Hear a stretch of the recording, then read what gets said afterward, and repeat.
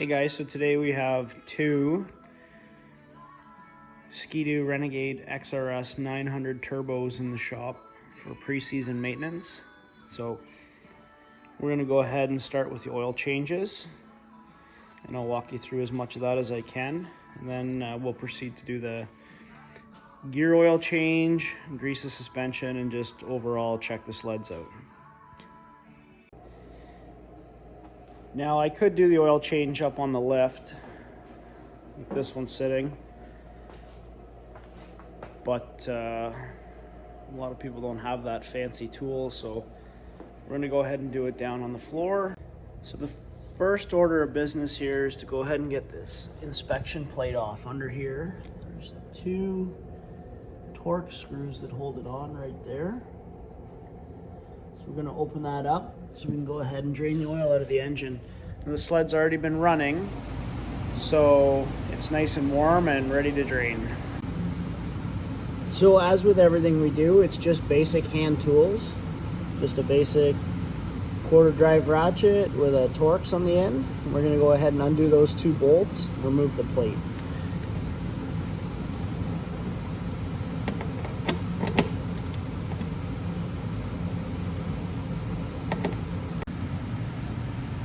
And as you can see here with the plate out of the way, there's your oil drain bolt with the copper washer on it. So we're going to go ahead and remove that, drain the oil. So with our inspection cover out of the way and our oil drain cracked loose, we can just unthread it. And there comes our used oil out of the engine. And there's a look at your drain bolt. There's no magnetic pickup on these ones, so there's nothing there to clean. I'm just going to let it go ahead and drain. And put the bolt back in, torque it to spec, and then we'll move on to the oil filter. Now under the machine you have two oil drains. You have one, which is a 6mm Allen key, and a second one, which takes a 10mm socket. Don't forget to get both of those oil drains on the 900 turbo. Also, your oil change kit should come with a new crush washer for both drain plugs. So while we're allowing the oil to drain from the engine, I'm going to go around to the side here, pull the side panel off. Now back in here we're looking at the oil filter housing. It's that round part there with the three bolts holding it on. We're going to go ahead and remove that cap and then change out the oil filter. It's somewhat difficult to show you guys working in here, but this is what we're after, is these 1, 2, 3 bolts. They're all just an 8mm. So I'm going to go ahead and remove that housing now. With the 3 bolts removed, we can now just pull up on the cap, and we'll be able to pull the filter and the cap out all in one go. I'm going to try and put a rag under it to catch any of the residual oil left in the canister here. Hopefully not make too much of a mess of the engine bay. So here we have the oil filter and the housing cap removed from the reservoir. And we have our Ski-Doo XPS oil change kit. So we're going to go ahead and get into the box here now and start gathering up the parts to put this back together. So the Ski-Doo oil change kit gives us exactly what we need to change the oil on our engine. So we have the proper amount of oil, we have 2 brand new crush washers, a new O-ring for the cap, and a brand new oil filter. So we'll just go ahead now and get this filter separated from the cap, put the new filter in, change the O-ring, and we'll go ahead and reassemble that. Got my little parts bag here ready to open up. My 2 drain bolts off and cleaned. So we'll just go ahead and slip a new washer on each one. Make sure you discard the old one. Separate the oil filter from the cap, discard it.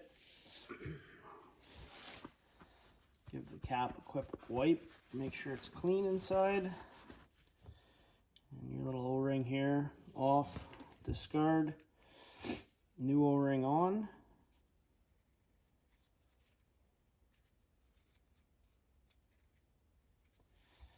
Insert the oil filter into the cap,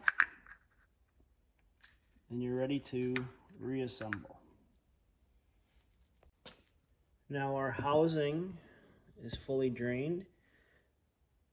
We can either go ahead and wipe that out or leave it, that's totally up to you.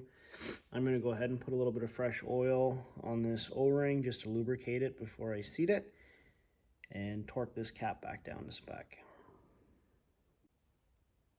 So we've got our cap back installed with oil filter and O-ring.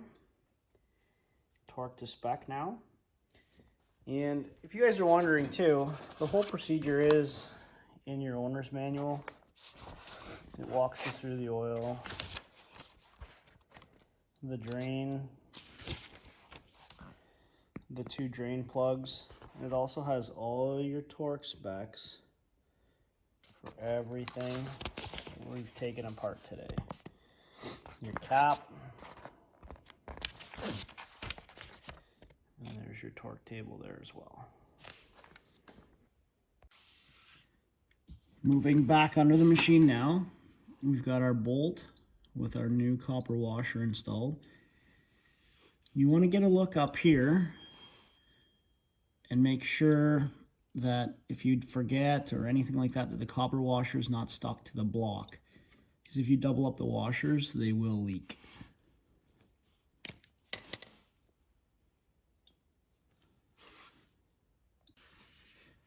And here's our main oil drain, loaded with a fresh copper washer, ready to install and torque to spec.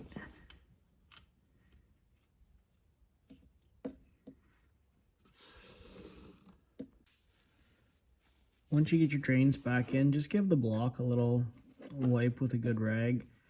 Make sure the area is clean from any of the oil dripping out of the engine. Just makes it easier to check for leaks when you restart it. Now we're just going to go ahead and slide our plate back into place. Bolt it down and start to fill the engine with oil. Okay, so our plugs are back in, our plates reinstalled. Just snugging the bolts up here. We can go ahead and move to the top side now and refill the engine with oil.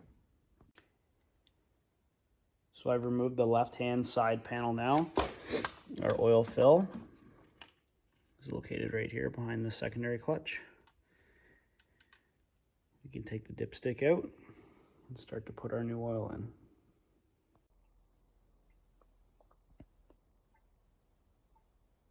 So now we're filling the engine up with the fresh oil. Then we'll go ahead and fire it up, let it idle for 30 seconds and verify the oil fill level. Okay, so we have our new oil in the engine. Double checked our oil housing cap. And our drain bolts are back in, plates back on. We're going to go ahead and start it now. And double check it for any leaks. You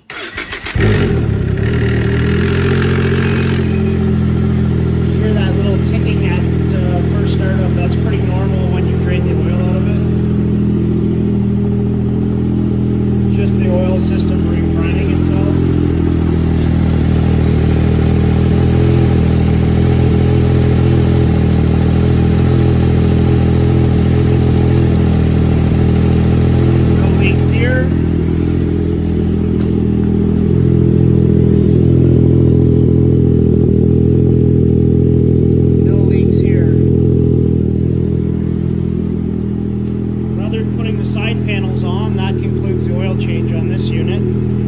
If you like this video, please like, share, and subscribe.